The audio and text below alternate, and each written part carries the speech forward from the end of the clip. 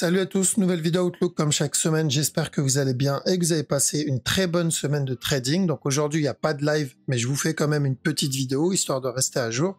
Avant de commencer, comme à chaque fois, je tiens à remercier la communauté. Merci énormément pour votre temps, merci pour les likes, les commentaires, merci de prendre le temps en général. Et sans plus tarder, on va attaquer la vidéo. Let's go!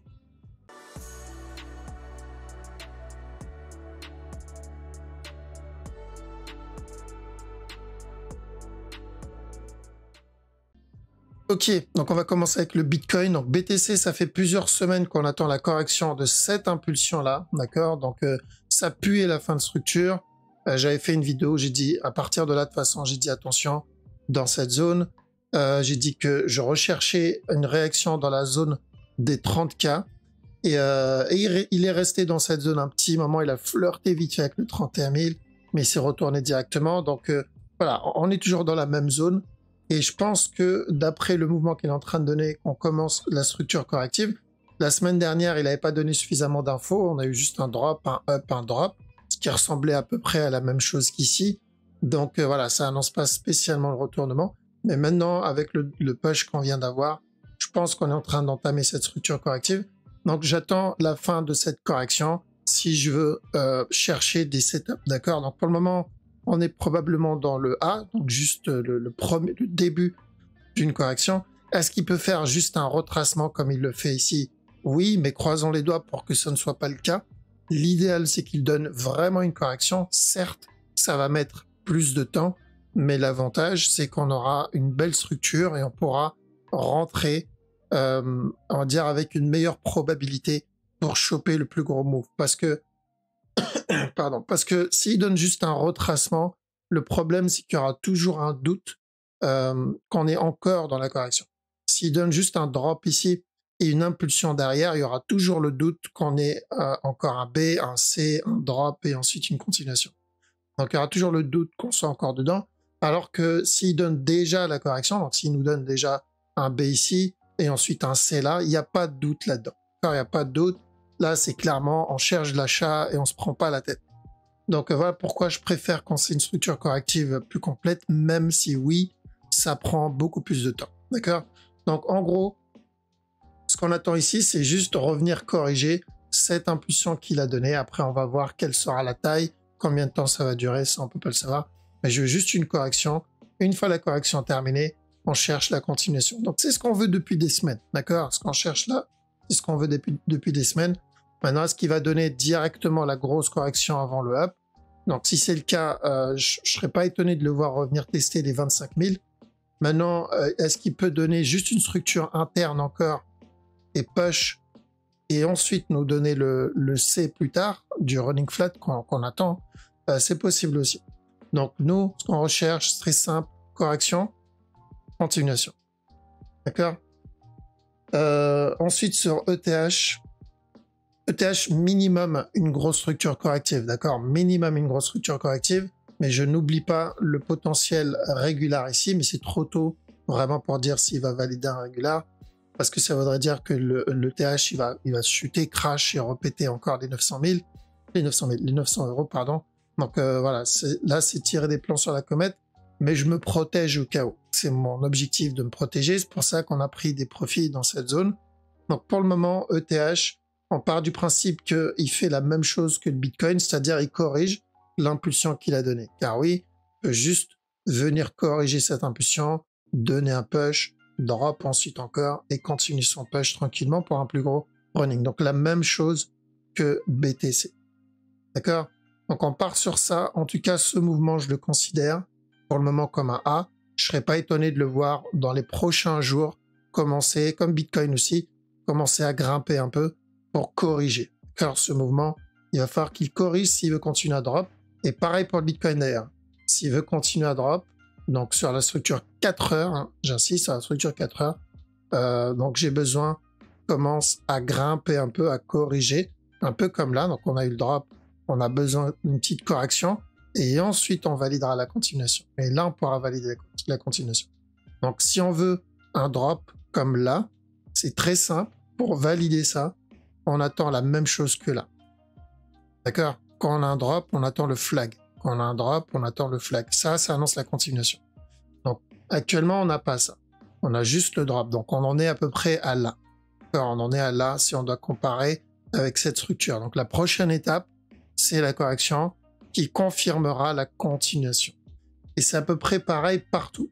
C'est la même chose sur ETH, c'est la même chose sur BNB. Peut-être BNB peut commencer à partir de maintenant sa structure corrective. C'est la même chose aussi pour le DOT, d'accord? Donc le DOT, même si je ne supprime pas le running flat, tant qu'on n'a pas pété ce bas, le running est toujours possible. Mais si on invalide le running, dans ce cas-là, il viendra directement péter le bas. D'accord? Mais pour ça, on a besoin aussi d'une correction. Parce que tant qu'il ne donne pas cette correction, il peut très bien valider un running tout de suite. D'accord? EGLD, ça va être... C'est plutôt haussier EGLD. Donc pour moi, ce mouvement-là, on l'avait dit qu'on était là, j'attendais un up et ensuite probablement un drop. Donc EGLD, pour le moment, la structure, maintenant, c'est un potentiel flat. Pour moi, ça, c'est un A. Ce qu'il donne là, c'est un B. L'objectif final, c'est venir donner un C. Est-ce qu'il va monter tout de suite? Il n'est pas obligé. Il peut très bien continuer à drop, venir tester ce bas-là et nous donner un running plus tard, comme il l'a déjà fait plusieurs fois. D'accord? Mais c'est plutôt aussi. Donc ça dépendra aussi un peu de ce que va faire le Bitcoin, même si EGLD, clairement, il suit très peu le Bitcoin, en tout cas en petite time frame. Si on compare Bitcoin ETH avec la structure EGLD, ça n'a rien à voir. Ça, on l'appelle le papy, parce que il est lent. Pour le moment, il est très lent, il traîne un peu, il fait un peu ce qu'il veut, il est un peu perdu là, il cherche un peu. Donc voilà, pour le moment, EGLD, c'est plutôt correctif, donc je pense que on est juste en train de finir la structure, donc juste le B. Une fois le B terminé, on ira chercher le C. D'accord? Plutôt haussier pour EGLD, mais il y a de bonnes chances qu'on finisse avec un running, un peu comme là. D'accord? On a eu un A, donc ça c'est notre A. On a eu le B ici, il est venu péter le bas. Il peut venir donner, donc casser le bas pour le B. Ensuite le up, et ensuite le up. D'accord? Le truc c'est que s'il valide bien ça, bon bah vous connaissez la suite après. Ensuite on a le sol. C'est à peu près pareil que la dernière fois, donc où on est en train de valider un simple regular flat pour un drop, ou sinon un running, mais je vais plutôt pour le running pour le moment. Alors ça comme A, ça comme B, ça comme C. Donc tant qu'on n'a pas cassé ce bas-là, on doit faire attention, oui, on peut avoir encore un autre push. D'accord? Mais le mouvement reste correctif, que ça soit pour un C tout de suite, ou que ça soit pour un C plus tard. Dans tous les cas, pour moi, le mouvement, celui-là, il reste correctif. Et une fois toute la correction terminée, c'est une très bonne opportunité pour acheter du sol sur le moyen, voire long terme. Le VET, c'est la même chose, d'accord? Donc, je ne supprime pas la possibilité d'un running flat ici. C'est possible, même si c'est peu probable. Donc, tant qu'on n'a pas pété ce bas, le running reste possible. Mais je garde en tête que running ou pas, d'ailleurs, je vais mettre les deux scénarios. Donc, si c'est un running, on aura un autre plus haut avant le drop. Si c'est pas un running, il viendra corriger et ensuite donner le drop. Et là, pour moi, ça serait une excellente opportunité pour le VET pour acheter.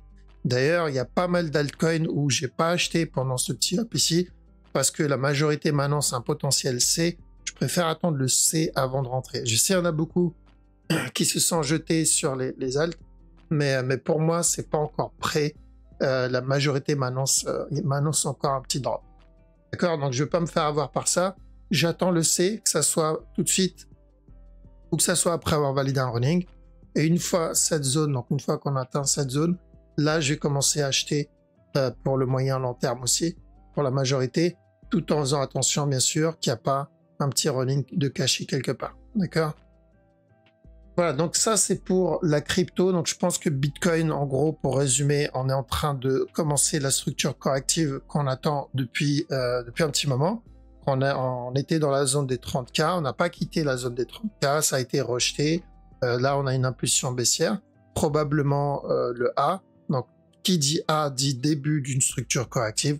Donc il va falloir commencer à être patient. Ceux qui font du trading en petit time frame, bon bah ça change pas grand chose. On va prendre les sell setup tranquillement. S'ils donnent des buy setup, on les prendra en interne aussi. Par contre, ceux qui attendent des structures 1 heure, 4 heures, oui, il va falloir être patient. Pour l'investissement et sur le long terme, il n'y a vraiment aucune différence, il n'y a aucun changement, il y a vraiment rien en fait, hein. La structure n'a pas bougé, la direction est la même, l'objectif est le même aussi, donc ça c'est l'impulsion. Plus tard, une fois l'impulsion terminée, on aura probablement une grosse correction avant la continuation, mais voilà. Pas de changement sur l'investissement, là c'est principalement trading, petit time frame, donc 15 minutes et en dessous, faites attention ici, probablement début de fin de structure. Donc même s'il donne un drop ici, à chaque nœud plus bas, faites attention, on peut avoir un retournement au moins pour venir corriger, d'accord, minimum pour venir corriger. Mais ça, c'est du 15 minutes. Ok, voilà, donc c'est bon pour la crypto. On va attaquer le Forex. Donc Forex, il est venu valider le petit regular flat ici. Donc j'ai dit faites attention à ce regular. Il a commencé correctif. J'avais tenté ce petit up ici, il m'a feinté. Mais il n'a pas touché, enfin, il a donné le up, mais il n'a pas touché l'objectif. Donc, c'est fini en break-even. Et il est venu casser le bas pour finir ça. Maintenant, ça ne change pas, bien sûr, la structure 4 heures à chaque nœud plus bas. Tant que j'ai pas obtenu le C de ce move, je dois rester vigilant par rapport au running. Donc, chercher le C du running et ensuite, pourquoi pas continuer à vendre. OGPY, c'est ce qu'on voulait et c'est ce qu'on continue à chercher. Donc, on a eu le A, le B, l'objectif c'est de venir donner le C, et ensuite on pourra aller chercher de l'achat, donc c'est toujours la même analyse. Au USD, on fait attention potentiellement à un regular flat aussi, donc ce A, ce B, ce C, donc oui, on peut avoir encore un autre push et ensuite le drop. Mais dans tous les cas, ce mouvement-là, d'accord, c'est à chaque nœud plus haut, on fait attention à de la vente. S'il décide de donner une structure complexe, on peut avoir un regular flat là, un up, encore un drop, encore un up, et ensuite la cassure du bas pour un plus gros running flat ici. Donc on surveille doucement, mais à chaque nœud plus haut, on va tenter les 7 setups. Donc haut de CHF, haut de 4 CHF, pardon.